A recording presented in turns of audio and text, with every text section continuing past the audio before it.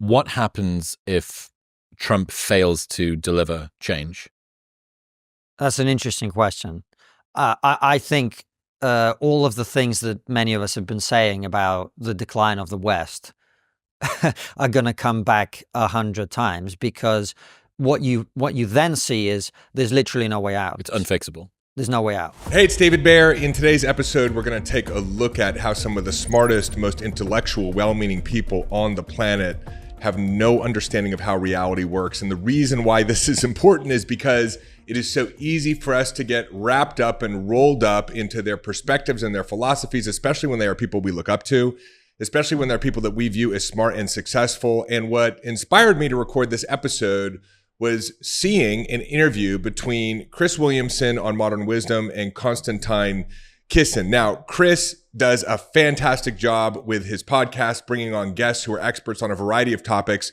And Constantine Kisin, if you're not familiar with him, is a Russian English award-winning author and intellectual. And by no means am I calling out Constantine directly in this episode. What I'm wanting to point out is that so many of the people who are being pedestaled right now as thought leaders and pundits and people that we should be listening to, who seem to be working towards solving the world's problems, are actually having the conversation about how to solve those problems from a very distorted view of reality. And it's important for you to see this, because if you don't, you can easily get sucked into the doom and the gloom and the polarization. And if you have listened to any other episodes on this show, you know that what I believe is in the certainty of the goodness of the future. This show is about how to transform your thinking, how to detoxify yourself from fear, how to have a powerful living experience. And this is a very subtle way that we can get wrapped up into other people's, BS. And so there's so much fear out there that a lot of the media, even independent media, has become kind of a fear porn, whether it's fear around your health or fear around inflation or fear around totalitarian control. Now, don't get me wrong. These are important issues. These are issues I've spoken about on other episodes, but I think how we speak about these issues is really, really important. And I think it's time to really start taking a look at what's real and what's not. So in this clip, Chris is interviewing Constantine. He's very passionate about what he's seeing right now in terms of the degradation of Western society, particularly what he's seeing in the United Kingdom and the immigration crisis and job crisis and economy. And you can tell he really, really wants to see things improve. And the challenge is that he's been enrolled into a reality where there are very little options to create change. And the options that he sees, frankly, in my perspective, really aren't going to be the solutions that produce the results. And now the topic here is what happens if Trump doesn't deliver on his promises to rein in the deep state, to solve the immigration crisis, to reduce government spending, to end the forever wars. Just set aside for a second whether you voted for Trump or Kamala or anybody else. That's not the point here. I recorded a fantastic episode on how to create your reality from the fourth dimension. And I made one example of the fact that Edison invented the light bulb. And I had comment after comment after comment of people who said, no, it was Tesla, or no, it was somebody else. And these people, unfortunately, are missing the point. And I don't want you to miss the point. The point is, pay attention to how the world's quote unquote smartest people are approaching these topics, because in that, we'll see why things seem to keep getting worse and worse. And by the end of this episode, I'm going to propose to you really throughout a way that we can move forward together into creating real, long-lasting generational change in the world at all levels. The reason I think a lot of people were relieved, as I was at least in this election. Trump won. Yeah. The feeling for me was, well, at least there's choice. Like in the UK, you don't have choice. On the issues that I care about, right, which is our country being prosperous, immigration being beneficial to the country. I'm pro lots and lots of immigration if it's beneficial to the country. I'm against even small levels of immigration that are detrimental to the country. And I'm completely against illegal immigration for that reason. And as you know, I get the woke shit, grinds my gears. So on all of that stuff, we don't have a choice in this country. We haven't had a choice for 14 years. All right, so what is the topic of this conversation? What Constantine is saying is we don't have a choice.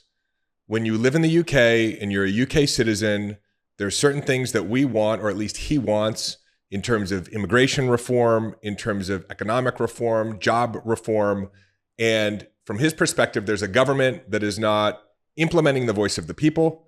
It's not really a democracy. And if your government does not do that, then you have no choice. We have no choice. We have no choice here in the UK. Fine. Let's slow this down for a second. Let's get back to root cause principles. What does it mean to have choice? I saw an interview with Nassim Haramein. He's one of my favorite spiritual physicists.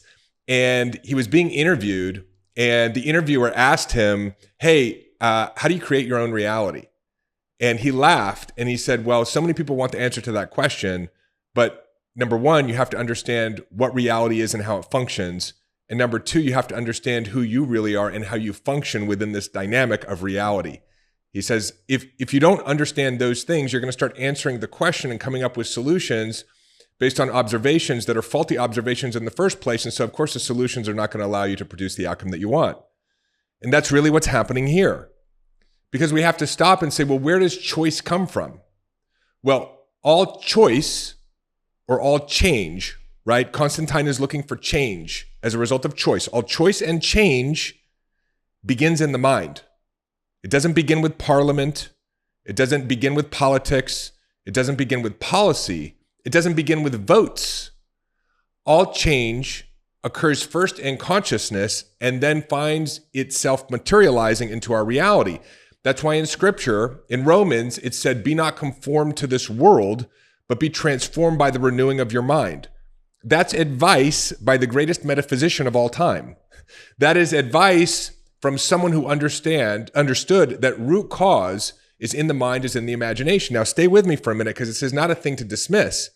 Mind is the cause. What we believe is the cause. The details of what plays out are just the mechanic. That's how mind or consciousness is playing out. And so when we look at the details, when we see the mechanic and it's not producing the result that we want, the solution is not in trying to rail against the mechanic or intellectualize the mechanic. It's to take a look at what is it in consciousness that is producing what seems to be the lack of ability to choose in the United Kingdom, according to Constantine, right? But this is just a fixed moment in time. It doesn't actually mean that there is no choice. It just means that the mechanic, which is an effect of consciousness, has played out to create an environment where it seems like there's no choice. And all the details of what Constantine is about to share, which again, are very sexy, very alluring, very intelligent, very intellectual, very explanative, are explanatory of the mechanic. But the mechanic is just the effect. The cause is mind materializing itself into the world. And when you look at mechanic, you may feel like there's no choice, but that's not actually where choice is in the first place. Choice is in the mind. So again, the first misperception that Constantine has is that we don't have choice because no matter what we vote for, we don't get our government to implement that result. But really, that's just a mechanic. Choice is in the mind. It is in consciousness. In other words, it's like sitting in a movie theater thinking the movie is real and what you're watching on the screen you don't like. And so in this case, for example, it's a bunch of evil people doing evil things. And you say, hey, I want to stop this evil. And your solution is to try to move the screen or yell at the people in the movie. And of course, nobody's listening to you and nothing changes. And so the conclusion you come to is, oh my God, I have no choice. Not realizing, of course, that all you really need to do is go to the projector room in the back of the movie theater and flip off the movie. And that's what we're going to see here in a moment, right? Actually paying no more attention to the movie is how you change your experience of the screen. But instead, you get caught up in all the details, the mechanics, and you feel trapped. Let's listen. The Conservative government that's just left is virtually indistinguishable from the Labour Party that's just come in, to the point where the Labour leader is attacking the Conservatives for their failure on mass immigration.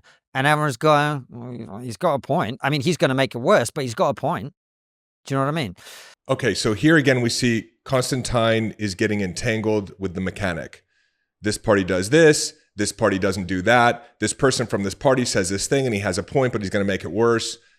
And you can see how this starts to spiral into a feeling of hopelessness, right? But that feeling that you don't have choice is really what we're wanting to dive deeper on. If what is materializing is the illusion of non-choice, within the UK, again, this is what Constantine is saying, because in a moment he's going to say, but over here in the United States, we have choice. Choice exists somewhere geographically, but it doesn't exist somewhere else because of the way the mechanic is unfolding. we have to really look at what is the root cause of this temporary experience or this illusion of not having choice in the UK. And so the root cause of that, which is materialized into what the government is doing, is a feeling that life is unfair. It's a feeling that you don't have choice. It's a feeling that people are going to take away the things that you have from you. And those are ideas and emotions held in the consciousness of the people of the United Kingdom, and frankly, most people in the world, that's been held for a long, long time. That is a latent fear held in our nervous system that is producing a vibrational output that is activating consciousness as the cause and all of the possibilities, the infinite possibilities that exist in consciousness, and it materializes that very specific scenario into our reality in the form of everything that Constantine is describing. That is the cause of everything that Constantine is saying. The mechanic or the way this happens are all the details. And that's why no matter what the details are, whether it's this party or that party, the Democrats or the Republicans, this party in parliament, the last 8 years, the last 14 years, immigrants, economy, inflation, surveillance, global wars, the outcome, at least recently, seems to be the same because the root cause has not changed, right? Latent fear held in the nervous system of human beings is the cause of the fear that is materializing in all of its forms. So number one, it's not true that the people in the United Kingdom don't have a choice. They have a choice to change their minds. Change your mind and you change your reality given a little bit of time. Different people will be elected into parliament. Different people in parliament will have different ideas and different opinions. Different scenarios and policies will unfold as the mechanic, a byproduct of the change in consciousness. But first, this unmetabolized or unprocessed generational trauma and belief systems of fear that are being held by the population have to be transformed, right? But if you keep trying to change the mechanic, if you keep trying to solve the movie screen or the manifested problem, then all you're doing is feeding more energy back into the mechanic. And that's what's so interesting about the mechanic, because the more upset you get about the mechanic, the more energy you're actually feeding back into the mechanic. It creates more fear and more frustration, and the cycle continues on and on. New people, same problems, new crisis, same fears. It's like everywhere you go, there you are. So let's continue to listen. So in America, at least the feeling was, well, okay, they actually have choice. They can choose. If you don't want this continued slide into managed decline, you can vote for something else. Pivot. Okay, got it. So this thing called choice now exists in the United States, but it doesn't exist in the UK. And we can explain that through a mechanic that has emerged, which is you have Trump as an alternative, right? And when you think about it, this is such a hopeless place to be in. And Constantine talks about more of that hopelessness and how the people of the United Kingdom feel hopeless in the full episode. But the hopelessness is not because the government of the UK is not compliant to the wishes of the people. It's because you believe that choice comes down to where you exist geographically in the world, who you vote for, and the policies of those people instead of what you decide and believe and hold in consciousness. And this is not to get religious. This is not a religious conversation. It's to reference scripture as a blueprint or a game plan for encouraging us into right thinking and understanding how choice and change occur and what the root cause is. But we can see, for example, in Matthew 19, it says, with man, this is impossible, but with God, all things are possible. And really what that's reflecting is when you're trying to change the mechanic, you can't, because the mechanic is just an effect of the root cause. But with God, or imagination, or faith, or prayer, or belief, all things are possible because that's the root cause. Mark 9 says, if thou canst believe, all things are possible to him that believeth. Luke says something similar, for with God, nothing shall be impossible. And I'm not sharing this with you again from the perspective of religion, but look, Christ was one of the greatest metaphysicians that ever lived, and the documentation of his teachings gives us a playbook for understanding how reality functions. And nowhere is it written that you don't have choice, you can't create change because you don't have anyone to vote for. Like, with God, all things are possible unless you have a particular political party. That's not what it says. Or, hey, all things are possible, but only depending upon where you live. If you vote for that something else and you don't actually end up having that choice, then you're in deep Holy trouble. fuck. And as you probably know, in the fringes of right-wing discourse, the Curtis Yarvins of the world. I'm not super familiar. I've met Curtis, but I'm not super familiar with he's an interesting guy, but it's not even about him specifically. There are a lot of people who up until this point were increasing in profile because they were saying something that I don't necessarily agree with, but I see the logic of, and that is, what good is democracy if you can't vote for the things that you want? Hey, it's David. Quick interruption to your regularly scheduled podcast episode. I want to let you know about an opportunity to go even deeper into this work together. If you have not yet, please check out the show notes. In there, we've got links to both our Mind Hack and our Whole Human Framework programs. Our Mind Hack course is an incredible framework. It's the foundation of everything that I teach on this show to help you understand how to become deeply aware of the subconscious programs that are holding you back, and to teach you the technologies and frameworks to allow you to dramatically transform those belief systems and rewire your brain. Again, the Mind Hack program is our 7-day self-paced program. We also have our 12-week course, The Whole Human Framework. And we've got both of them right now bundled in a special offer for those of you who want to go big, want to go fast, and who understand that you don't want to put off another day of your full potential or holding on to unnecessary stress, anxiety, or suffering, but you want to be liberated from these habits of thinking and have a powerful living experience. Check out the link in the show notes. Jump on over to the website. Take a look at the programs and the extraordinary success stories of entrepreneurs just like you who have gone through these courses, and I will see you on the other side. And now, back to your regularly scheduled podcast episode. Right, so now we see how far from the pin we start to move in the conversation because the mechanic is taking over, right? We're not talking about, hey, what is it inside of us as a population that is creating externally the circumstance or situation that we don't like, where it feels like we have no choice? And how do we go to the place where there is choice and there is change, which is within, and what change needs to be created? Because that's actually a solution-oriented conversation.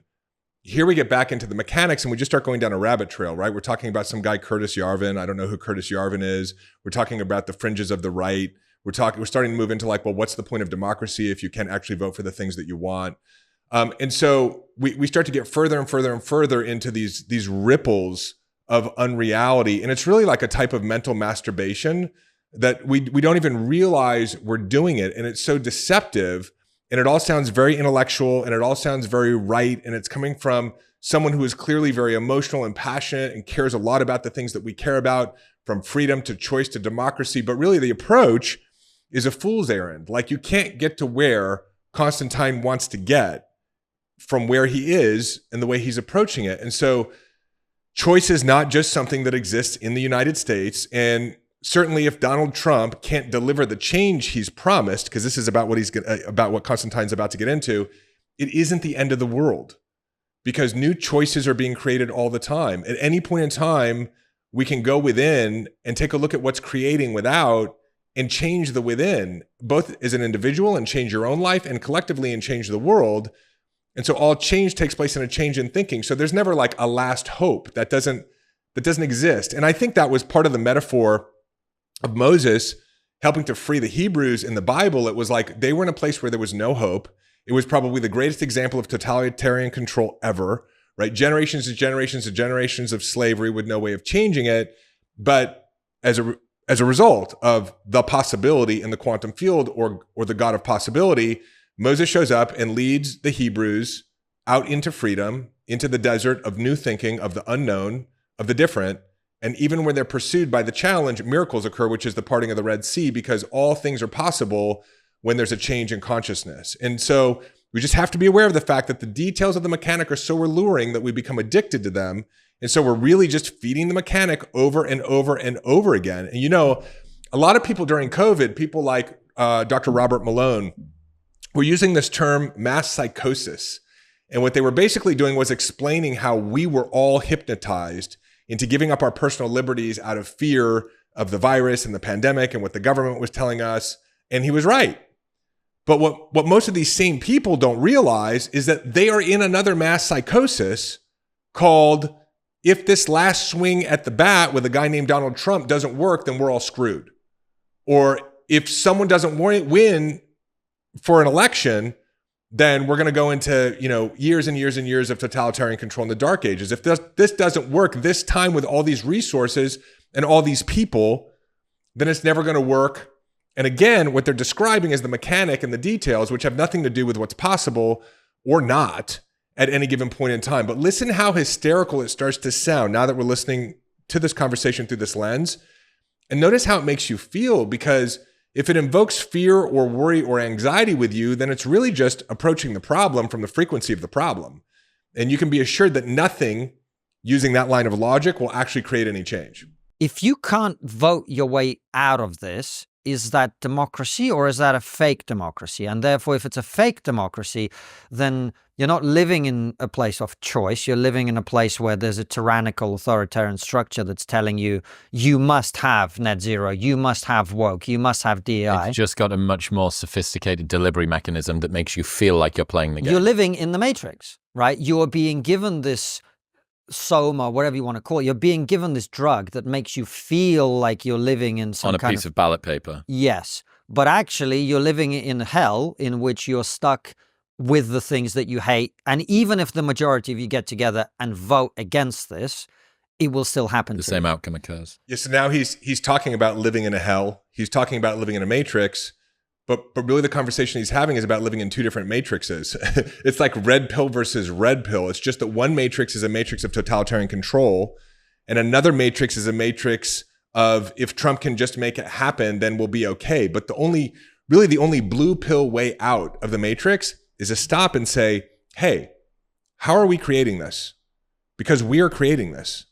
And what can we do or think or focus on to create something different? And what have we been doing or thinking or fearing that keeps perpetuating what we don't want? That's really the only way out of the matrix. So their argument is, democracy is not working. Why don't we look at alternatives? And alternatives are, that's why that explains the fascination that, as I say, fringes of the right increasingly have with the Putins of the world. Because it's like, well, this is like a strong man who actually fixed his country, And if Trump fails, I don't see why those voices wouldn't get louder.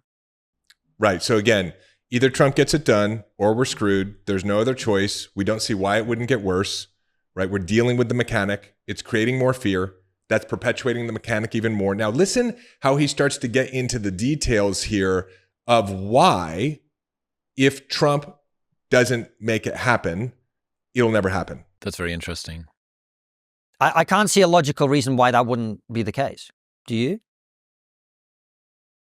No, I mean, you can continue to sort of play the game. I'm sure that people that don't like Trump would say, yeah, but he was inefficient. He was unable to do this thing. It's because the policies were pointing in the wrong direction. We can fix it through a different pathway, et cetera, et cetera.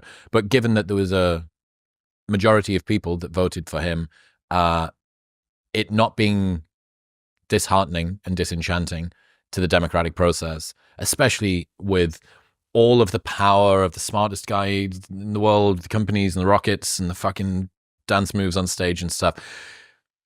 What else did you want? But yeah, I'm fascinated by that question. What happens in 4 years' time if change hasn't been delivered? If you can't fix it when you've got the Senate, the Congress, the popular vote, the tech bro oligarchs, David Sachs, you've got a lot of the new media on your side, which is so powerful now in America. You've got literally everything you could possibly have. You as president are independently wealthy. It's your last term. You don't have to pander to anybody. Mm-hmm. Good successor sat in the same organization already. If you can't fix it then, well, how do you fix it? Yeah, this is so good, right? Because he's basically saying, look, on paper, you've got everything. And if you can't make it work this time with everything, then the problem can't be solved.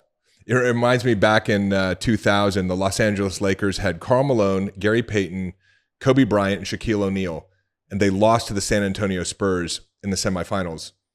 And it was like they had everybody. If they couldn't win then, how could they ever win? And so the answer is, it doesn't matter what your lineup is, because the lineup is also just a mechanic.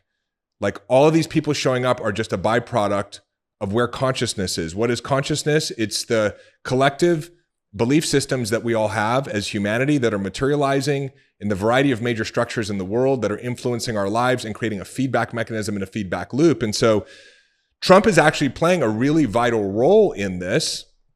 If you're familiar with David Hawkins' Power versus Force, Hawkins came up with this emotional scale where from 0 to 800, every emotion has a frequency, and he could muscle test frequencies, he could muscle test people, he could muscle test places. And as you start out at the bottom of the scale, it's feelings like hopelessness and desperation. As you move up towards 800, it's feelings like bliss and joy and compassion and empathy. And what Hawkins talked about was the evolution of consciousness, or the evolution of humanity, is moving up through this scale. And so the president that we get is the president that we deserve. And so if you just stop for a moment and you think about one emotion that Donald Trump really exemplifies, what's that emotion? And for me, that emotion is anger. Donald Trump is anger embodied. You can see it on his face. You can hear it in his language. By the way, this is not a conversation where I'm judging Donald Trump, or you should not vote for Donald Trump, or you should have voted for Donald Trump. That's not what this conversation is about. What I'm suggesting is that Donald Trump represents anger. And there are so many people right now in the world, you can hear it in Constantine's voice, are living in hopelessness and desperation as a result of the mechanic that Constantine is describing. And they need to be pulled upward. And living in anger, the vibration of anger is actually a higher frequency than hopelessness and desperation. So Trump has emerged as a solution, as a forward momentum to hopelessness and desperation, and represents anger. But the challenge here is that whatever frequency you're approaching the world from, you're going to create circumstances and situations that are going to reflect back to you that same emotional frequency. So Donald Trump as anger embodied, moving so many people, thankfully, up the emotional scale from hopelessness and desperation to anger. He's progressing civilization, but what we're likely to get in the short term is more anger. That's what we're going to, more circumstances and situations that invoke more anger as we continue to move forward. Why? Because now collectively we're living with less hopelessness and desperation inside of us, but we're living with more anger. How do we know that? Because that's what Trump is. He is anger embodied, and so he is the mechanic that now reflects the current state of consciousness. And, again, nowhere in scripture does it say all things are possible with God as long as you have Elon Musk, or all things are possible with God as long as you have whoever they're talking about, David Sachs, right? All things are possible only if you control the Senate. So we can see how it's very logical to pay attention to the mechanic as it's unfolding, and then to come to a conclusion which basically says, hey, you've stacked the deck. If you can't win with this team, you're not going to win. But really, man, this is crazy. I get it. But when you understand how reality works, this is actually pretty insane what we're hearing declared right here. That would be the question a lot of people ask in that situation. So Trump must not fail, because if he does, that in many ways was the last chance that the West had of turning things around. Okay, I didn't know it was go Trump or go home. I didn't know that Trump was the last, great presidential hope. What happens if it goes well? You mentioned about Trump has the opportunity to hard reset sort of the Western world. I think if he does well, if the economy grows rapidly and sustainably, if he closes the border and deals with illegal immigration and crime, if he ends DEI and all of this neo-racism in the institutions, if he makes energy cheap, if he ends the foreign conflicts that he promised to end, I think that is something that is that's undeniable proof that that movement offers is better than what we had. That's why people voted for him the way that they did. And that means that will give massive inspiration to people around the world, especially the Western world. I think that's undeniably the case. Do you think it would give inspiration to the UK? I think it will. That does not mean, for the reasons that we already discussed, that will necessarily... That does not mean that will necessarily result in a political victory. But that will give inspiration to people around the world. And look, on that last point, he's absolutely right. When there's a temporary shift in the mechanic in the external world, it can allow us to feel more hope and be inspired. But it's temporary, right? That's a temporary shift in the way that we feel based on our external circumstances. But it's the same thing as like when you've been, going out on dates time after time after time, and you keep running into people and going on dates with people who, you're not interested in. And then all of a sudden you meet somebody who, you think you could fall in love with, but then after a very short period of time, they end up reflecting back to you the same unhealed trauma or belief systems that are inside of you that were creating the people that you weren't interested in the first place. But the same thing happens when we're living in financial insecurity or financial scarcity. And then all of a sudden we come upon some sort of financial benefit, but then the money goes very, very quickly, because ultimately it's the underlying quality of consciousness, meaning our consciousness, your consciousness, my consciousness, our belief systems, that's going to determine real sustainable lasting change. And so as we heal, as we transform our own personal traumas and we detoxify ourselves of fear, we will resonate at a frequency of emotion that will activate thoughts and ideas and formulate into mechanics that we will look back on and say, hey, look, like we created a new world. Like, look, humanity made it. It is as it should be. We have personal liberties. We care and love for one another. We care for the planet. We have just laws. But make no mistake, this is not a byproduct of a president. It is not a byproduct of a geographic location. It is not a byproduct of Elon Musk or a one-shot chance or anything that so many of the great intellectuals are spending hours and hours and days debating upon. Those details will unfold as a byproduct of who we are being and what we hold in our desired imagination and our willingness to disentangle from the mechanic as we transition from one reality to another. So I hope you enjoyed this episode on my take on what's going on in the world and how to think about it and what to do about it. If you love this episode, do me a favor. If you're following on YouTube, subscribe, leave me a comment, ask a question, share the episode. I try to answer as many of the comments and comment back as I can. If you're listening on the audio platforms, do me a favor, subscribe, leave me a rating. And I love being on this journey with you. Hopefully I brought some light and inspiration to this conversation so that you do not need to be in the doom and gloom. That is the point of every single episode here on A Changed Mind. I love you very much, and I will see you in the next episode. Hey, it's David. Hop on over to davidbear.com. Click right here. There's also a link in the show notes, and sign up for our newsletter. You'll get immediate access to my free Mind Hack ebook, as well as a couple of trainings to help you master the inner game. This is a great way to stay informed and be a part of our community and be notified of special announcements. Click below, head on over to the website, get subscribed. If you loved this video, make sure you check out this one or this one, and I will see you in the next video.